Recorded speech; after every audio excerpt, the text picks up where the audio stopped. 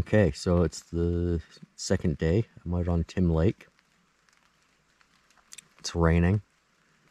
Lots of mosquitoes on the other side of the fly net, buzzing around waiting for me. So I think it's probably only around 6 or 6:30. I'm not sure, but it doesn't feel very late. I've been awake since the sun just started coming up. It's kind of cold last night, so yeah, at the latest it's 7 o'clock, but I don't think so. So I'm just gonna stay in here for a while longer. It's early, I don't have very far to travel, and it's raining, so might as well just stay in, get some rest, and with any luck the rain will stop and give me an opportunity to get up and pack things up and have some coffee before heading out on the water.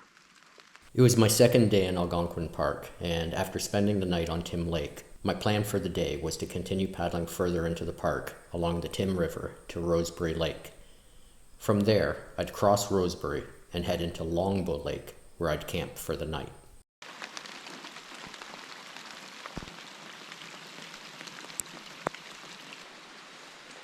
Okay, well, I decided to venture out. I don't want to stay in the hammock all day. Really, I probably only lay in there for another 20 minutes and got frustrated and bored and hungry and needing coffee, so I'm out. It's truly raining. Yeah, I waited out a little bit longer, but I think that it's going to be a day of paddling in the rain.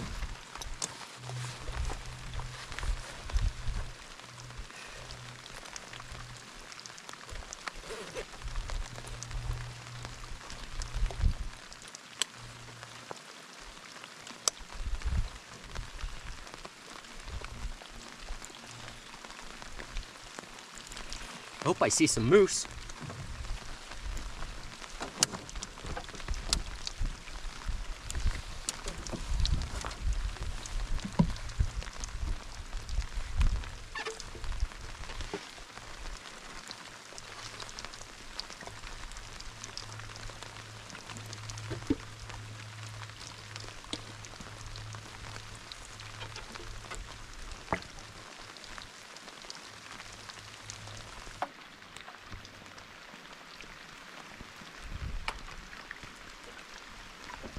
I don't mind canoeing in the rain. Canoeing is a water sport, so I think you need to expect that you'll get a little wet. But I also find the rain kind of funny. You know, it's that type of I must be crazy to be out here sort of funny. Besides all that, the rain adds a weird, quiet, and possibly ominous feeling that makes it seem like more of a challenge. The downside to paddling out in the rain is obvious. The risk the weather could worsen, and danger of lightning strikes. Getting soaking wet and needing to deal with drying out at the end of the day. Getting waterlogged hands and blisters sooner. It's all good fun.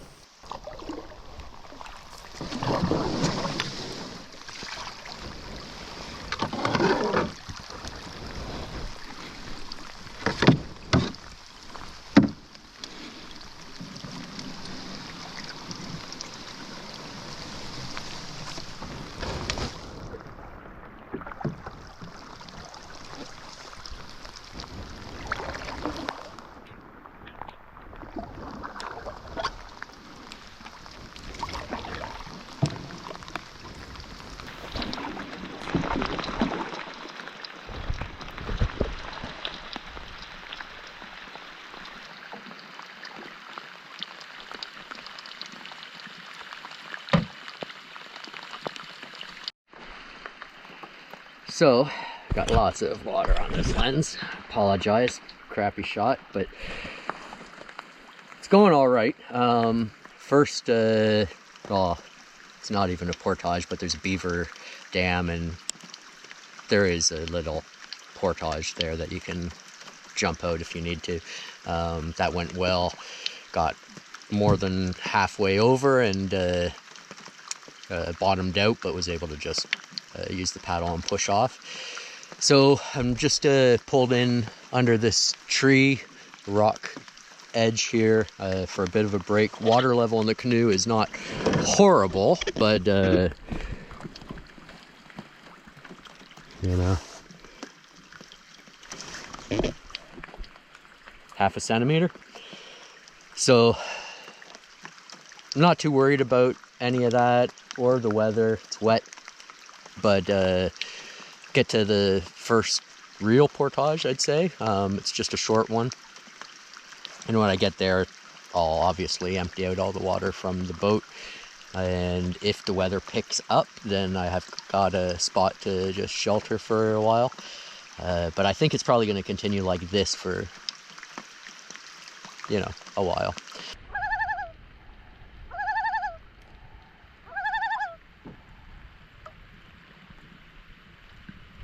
So I had a loon calling back there, and you could clearly tell in its call that it was calling for, you know, its family. And just up ahead I see them. I don't know why they're not calling back. Call back, call back, let her know where you are.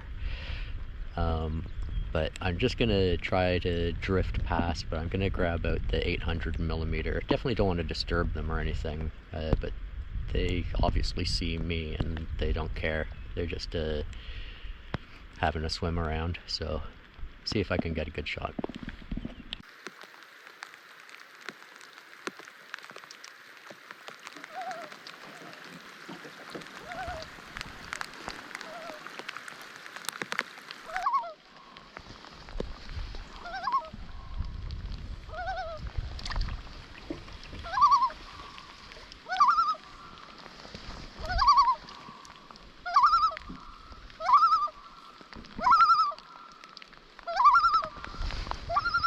It's okay. I'm not after you.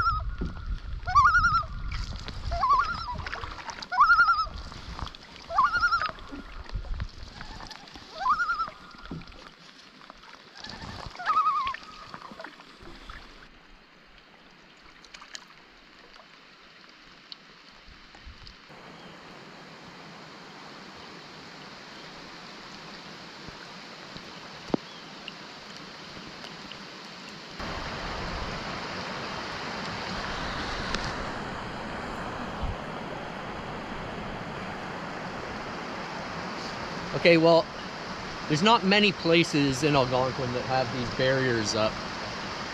They're dam barriers, so if you're approaching a dam, I don't know why it's here, but maybe there's been an incident in the past, but it's been here for a few years now. I don't know if it's possible for me to get a good shot of this, but I'll try to get a shot to show you what this is all about, but you definitely can't canoe past. The portage is 120 meters, and it's listed, I believe, as Tim River to Tim River, 120 meters. Mosquitoes are out, as you can tell, right in my face.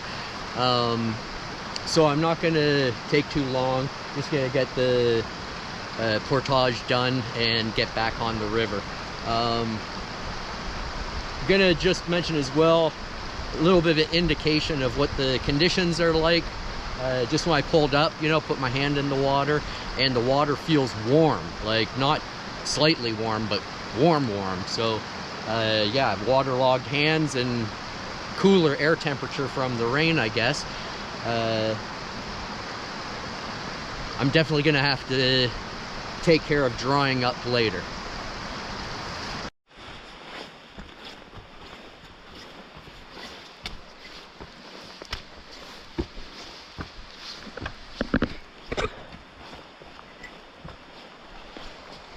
So I'm actually doing this portage in 3 carries.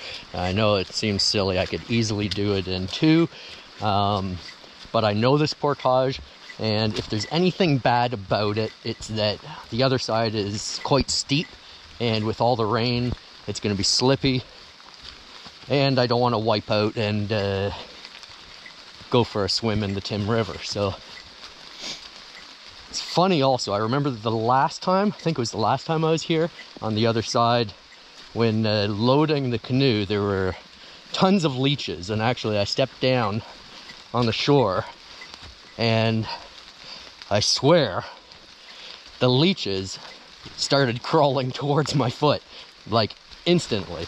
So yeah, not a fan of the leech.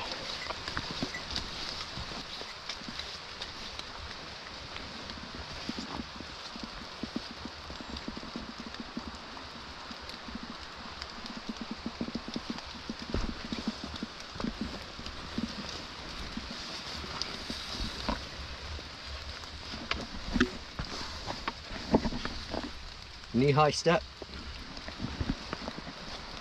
I think more than anything, it's just to stop the erosion, which, let's see, getting kind of trench-like.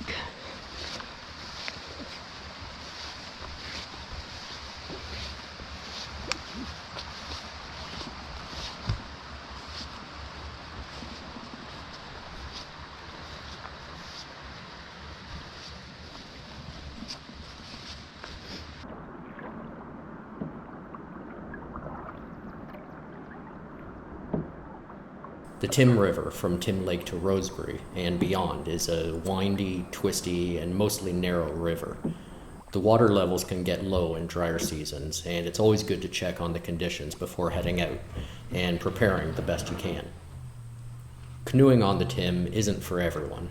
The biting insects can be a nuisance, and because of the vegetation and narrowness of the river, you can feel sort of boxed in.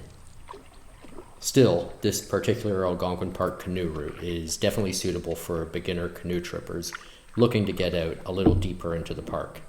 It's also a great route to work on your paddling technique as you'll be turning your canoe frequently. It's probably not the best route to take your new girlfriend, unless, of course, you want to test each other's patience and your ability to work as a team.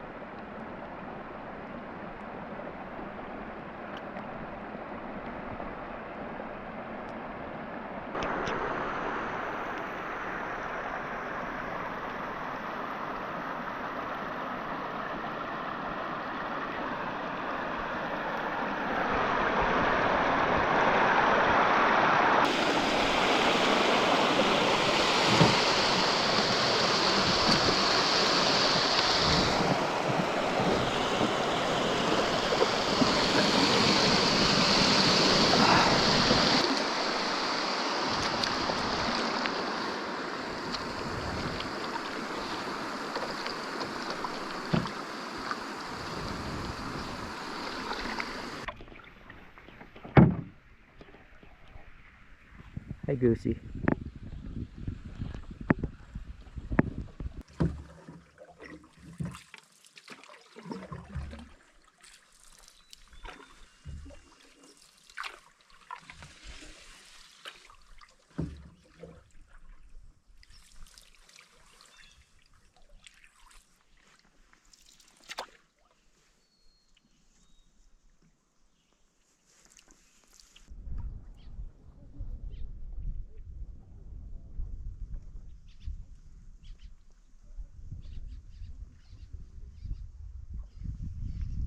I'm just entering into Rosebery Lake, and usually at this spot, this is where I've seen moose. I've seen plenty of moose over here right at the entry where it's all weedy.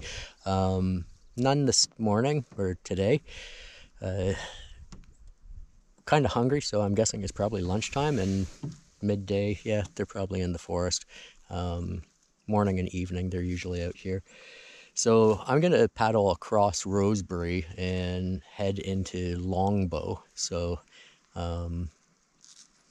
yeah, the sky keeps clearing up, which is great. It's quite hazy though, so I don't know about video quality at all, but it is what it is.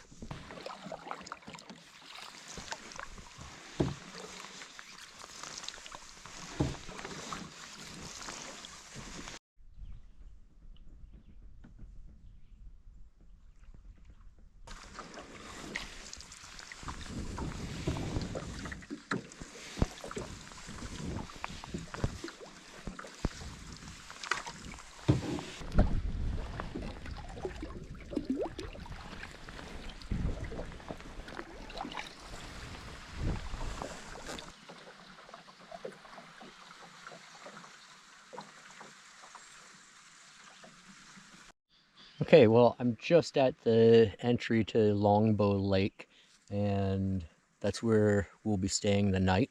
So, not much more travel, but the portage to continue on the Tim River is just over here. So I thought maybe I'll paddle over and have a look. I can't remember how far it is. I could check the map, but it's right there. And maybe I'll just have a look, and that way I can see it and show you. It might be useful for anyone thinking of continuing on the Tim River. I did travel it before. You can find my video. I think it's 10-day trip, 10 days in Algonquin, might be 7. But on that trip, I paddled through from access point 2, where this trip started, along the Tim River, and then kept following it through and headed south and ended up coming out on Canoe Lake, I think. So, so if you want to see more of that route, that's the video to check out. But yeah, I'll head over and we'll probably take a look.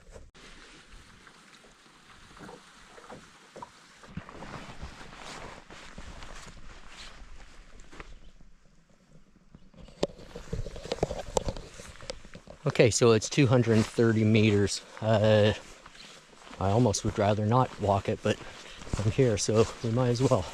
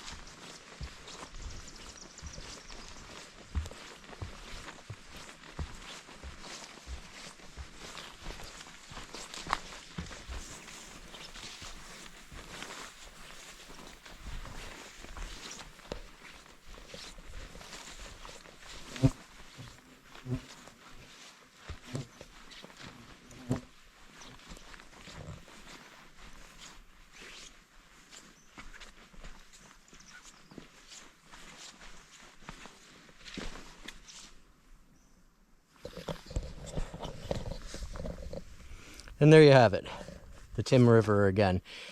So if I remember, and if the conditions are still the same, it's more of the same twisty, and then a little ways down, probably half a kilometer, for me there was a tree across that we had to, it was a big obstacle, we had to pull up onto the shore to go around it. But aside from that, it was, yeah, just more of the same windy Tim River. Saw another moose or two on that trip down through that stretch, so it's good. There's a lake way back in there, Blue Lake, and the weather was terrible the day we stayed on it, but if I remember, it was a really nice lake. I'd like to get back there. So anyway, yeah, I'll put a link in the description of this video so you can find that trip if you're interested.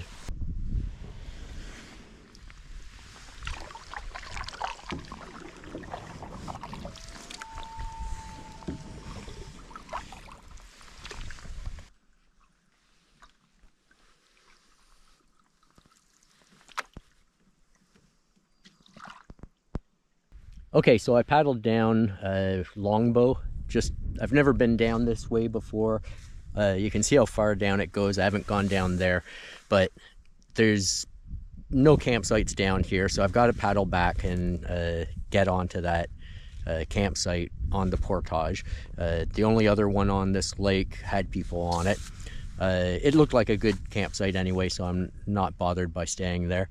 Yeah, get back, get set up, have something to eat, something to drink, and I'm on Rosebery tomorrow night. So either I'll get back out and explore Longbow in its entirety tonight, or I will tomorrow and explore Rosebery tomorrow as well.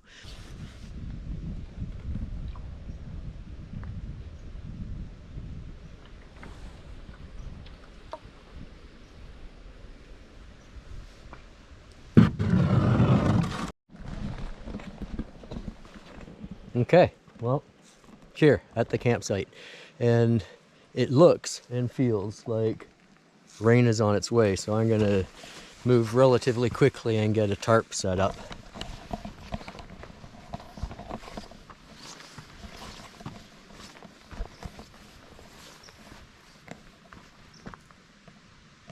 Okay, so I've been at camp for a while and had time to set up camp, have something to eat.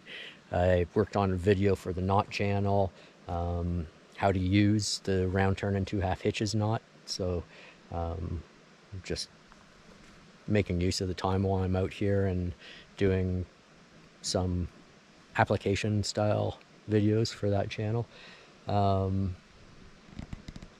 Yeah, put the rope up for the food hang, got the water filter going, found some firewood. But yeah, after a long day of paddling, I didn't really have the energy to film setting up camp, but I'll show you quickly what I've done. So let's see. Okay, so obviously Canoe, brought it up to shore, hung the hammock, and also put up a tarp shelter, and used the pole so that it would lift it up. And basically what I wanted to do is, because the Portage is back there, I wanted to set up camp to be facing away from it, so now when I'm sitting in the chair I can look out at the river instead of people walking by. Now there's not people walking by it. The Portage is there. There was, I think, a father and daughter walk through, but yeah, that's it. So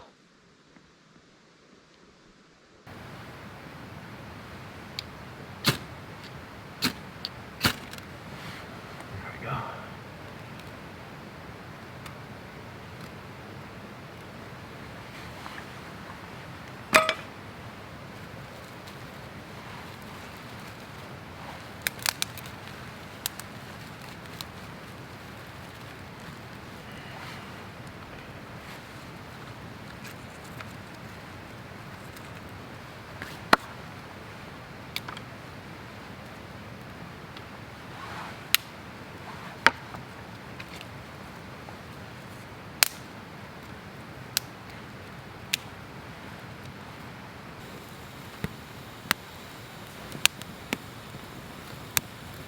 It's still growing.